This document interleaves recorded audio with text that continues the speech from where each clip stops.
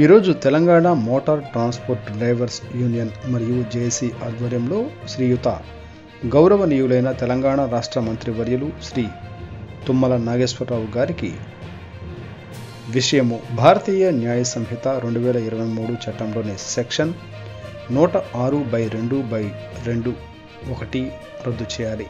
ఈ చట్టం యొక్క వివరాలు కేంద్ర ప్రభుత్వం తీసుకొచ్చిన రవాణా చట్టాన్ని హిట్ అండ్ రన్ రద్దు చేయాలని, దీనివలన డ్రైవర్లకు కలిగే నష్టం ఏదైనా ప్రమాదం జరిగినప్పుడు అవతల వ్యక్తి మరణించినట్లయితే డ్రైవర్కు 10 సంవత్సరాలు జైలు శిక్ష మరియు 7 లక్షల రూపాయల జరిమానా విధించే అవకాశం ఉన్నది. 2.